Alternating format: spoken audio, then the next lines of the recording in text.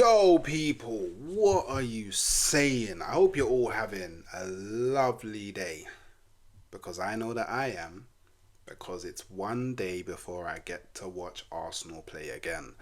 Yep, tomorrow Arsenal are playing Bayer Leverkusen in the Emirates Cup. You know, another game. Well, actually, not another game. It's our first game of the preseason at the Emirates. Get to see the lads back at the Emirates. I can't lie. I'm hype. I'm hype. The new season is nearly here. And look, before I go any deeper, I just first want to say, please, if you can, subscribe to the channel. We're trying to grow.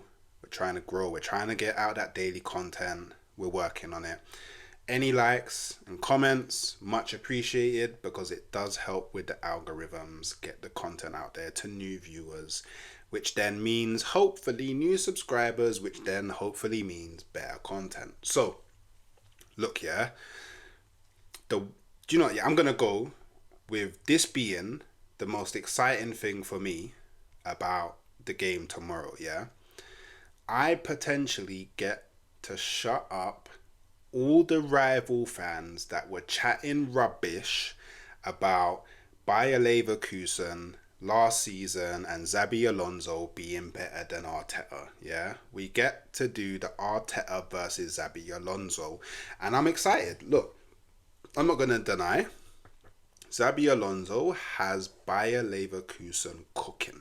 Yeah, but yeah, you're coming to the Emirates, and I expect Arsenal to put Bayer Leverkusen in the biggest spliff. The spliff I expect them to put in is crazy. Yeah, I want to see us put out a strong team. I want to see us control the game. I want to see us dominate the game. I don't want to see no 75th minute 1-0 to Bayer Leverkusen, struggling, can't put the ball in the back of the net, not being clinical enough. I don't want to see none of that. This game and the Lyon game are the last preseason games that we have before the season starts. So we need to start picking up that momentum. We need to start finally, having all the pieces together and start showing that we're coming into this season looking to kill everybody. Yeah, because this season we need to kill everybody. So look, yeah, Arteta, I need you to get the one up on Xabi Alonso. I can't lie. I need it.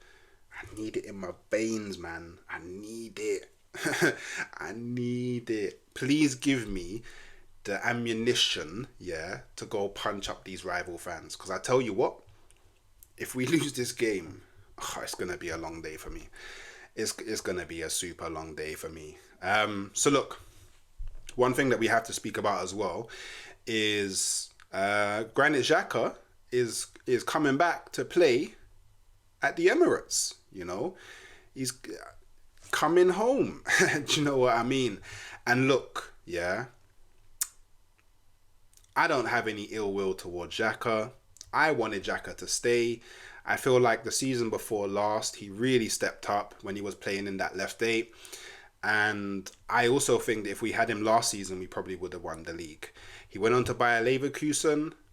He was instrumental in them winning the league and I think it's the DFB Pokal, the German Cup in it. Very instrumental. Very instrumental in their invincible season, because it was invincible. So, but what I don't like is he came out and was like, pretty much Bayer Leverkusen was 2 steps forward from Arsenal. Bro, that was a little disrespectful, because you know that it's not true. Like, don't get me wrong, I know you went on to win trophies, so that's an upgrade, right? But let's be realistic. Bayer Leverkusen is not 2 steps forward from Arsenal, and the mere fact that you said that, we need to remind you, yeah? We need to, because obviously you must have forgot. We need to remind you that we're Arsenal, yeah? And for that foolish comment, you have to get put in the spliff. You have to get put in the spliff, bro. Can't lie to you. Have to get put in the spliff. So, yeah. And I'm pretty sure that Granit Xhaka is actually super hyped to come back to the Emirates. I hope that the crowd, treats him well. no, there's going to be booing when you're on the ball because you used to play for Arsenal on your left. That's kind of normal now. With all football players, when they leave a team and they come back, they get booed. But let's not go overboard, Arsenal fans, because he's been a good servant overall. He's been a good servant. Like, he went through a turbulent time at Arsenal, but he overcame it, and he gave us his all in the season before last. So let's just show him a bit of respect, and instead of beating him in the crowd, let's beat him on the pitch. Pause. Do you know what I mean? So look, in our last pre-season game against Liverpool, we opted to not play Calafiori or Timber at all. Like, they weren't even on the bench. And for this game, I want to see both of them on the pitch. Yeah. With Saliba coming back, I'm not so sure if you can get Calafiori and Timber starting, but you can definitely get one of them starting. And I would say it's probably more likely that Timber will start. However, I would like to see Calafiori start. And the reason why I'd like to see Calafiori start is because I need to start seeing the vision of how he fits into this team, how he's going to play, the strengths he will bring, yada, yada, yada. We need to see this before the season starts, because Arteta needs to start formulating in his mind like the type of games where he goes with Calafiori over the likes of Timber at left back, or Zinchenko at left back, or Tomiyasu at left back, or who is still here, Kiwior at left back. Don't know if he'll still be here by the end of the window, but if he is, there's a few options that we have. We can play at left back. We just need to understand where Calafiori fits into all of this. I'm sure lots of the Arsenal fans are super excited to seeing him play in the red and white of Arsenal. And I'm pretty sure he himself wants to get onto the pitch and start building relationships with not only the whole team, but mainly that left-hand side, right? Because we need to see how this left-hand side is now going to function, right? We also need to see how does Calafiori at left back, how does that affect Martinelli's game? Does it make Martinelli stronger? What link-up can they create on the pitch? Does the fact that he'll probably overlap him more so than a Timber or a Zinchenko or a Kiwi, or how does that help Martinelli's game? We'll probably get him more central, which means when he's picking up the ball, he's already in areas where he can cause damage, opposed to having the ball out wide and having to kind of create the opportunity for himself to cause damage. So, do you know what I mean? I feel like Calafiori can do a lot of legwork to get the best out of Martinelli. So we need to see how that happens.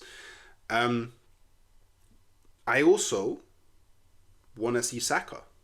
Just bring Saka into the team immediately. Just start him, because he hasn't played any preseason games. We need to get his fitness levels up. I know he's been training, but it's training. We need some match fitness. So I expect to see Saka start against by Leverkusen, and I also expect to see Saka start against Lyon. Obviously, you know, as it stands, we haven't brought in another midfielder. So what this means to me is we're most likely going to play Partey and Rice in the double pivot. Most likely. There is a chance that you see Jorginho there, but I think most likely it will be Partey and Declan Rice. Actually, do you know what? I won't even rule out potentially Partey and Jorginho. That is an option, but I do think that Arteta will start Declan Rice, because he is also someone that needs to build up his match fitness, because he hasn't played no preseason games either. And also Raya. We have our first team goalkeeper back. Respectfully, I don't have to see Karl Hein playing again. Respectfully, you know, I personally don't really like him. Apparently, I think he's gone on loan now to Charlton. It'll be good for him to build up some experience, but I personally don't think that he'll ever be number one or even number two at Arsenal. So look, another I think the final thing that I'd like to call out before I go into, I guess, my starting 11 that I would go for in this game is cool. The striking option. All right, so as it stands right now, we have to choose between Havertz and Jesus. Now, I think Jesus has looked really fit in preseason. However, it doesn't look like he's been able to shake off the inability to just put chances away. Like it in that Liverpool game, he had some chances that really and truly I expect whoever's playing in that striker position to put in the back of the net. But he just, I don't know, he just can't do it, and I don't get it. I honestly don't get it because I'm not a footballer. But half the positions that he's been in, if you put me in, I'm putting it in the back of the net. I don't play football every day of my life. Like, do you know what I mean? I don't have football on my brain. Actually, that's a lie. I do have football on my brain every day of my life, but not in the same way. Do you know what I mean? Don't get me wrong. The things that Jesus are really good at, well, is really good at. Sorry, English is just general ball play. Like he's really good on the ball. He's really good at, bringing players out and doing some flary, tricky stuff and playing them little 1-2s to create space. And overall, he's just a techie baller, right? But when it comes to putting the ball in the back of the net, he struggles. Please prove me wrong this season. But as it stands, he struggles, yeah? Now, Havertz, who I think is the better option, personally. But they're very similar players in the sense that they're not traditional number 9s. I would argue they're more of the false 9. Be it as it may, you can use Havertz as a target man. He's not the greatest of target man, but you can deploy him in that role.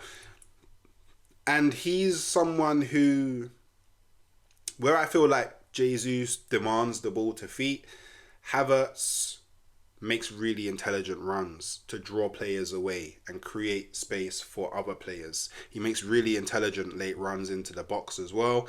And, we saw it a lot last season. He pops up at the back post. Doesn't always finish his dinner, but he did finish it sometimes. Sometimes he finished the dinner, innit? And from what we saw from about, I think it was late January, early February, he really came into form. And he managed to take that form into the Euros. And then he managed to then carry on that form into the preseason game against Liverpool, where he got a goal. So, I think that Havertz is feeling himself right now. I feel like he's ready to show the world why he was so highly rated at Bayer Leverkusen. And he's playing against the team that, where it all began. Do you know what I mean? So, you get me. There's things that could be going. This is going to be a very entertaining game. Very entertaining game. Both teams play ball. Both teams want to play with the ball. And both teams have players in certain areas that just have that moment of magic. It's just who can do better on the day. And I expect Arsenal to do better on the day. Yeah? Cool. So now, starting 11, or at least the starting 11 I would go for, is Raya in goal. I would have... Do you know what? I think that okay, hear me out. I would have Timber at right back. Not saying that Ben White needs to be dropped because of performances, but Ben White's played in, I think, all of the preseason games. Give him like a 45 minutes where, you get me, gets to rest on the bench, whatever. We don't want to overwork him too much before the start of the season because he is someone that's going to play the majority of games for Arsenal right back this season. And I also am very interested to see how Arsenal play if you have Timber right back and Calafiori left back. My theory is if playing Calafiori left back allows you to invert from the right hand side instead of the left hand side, which is what we saw the majority of last season. Timber is definitely better at inverting than Ben White.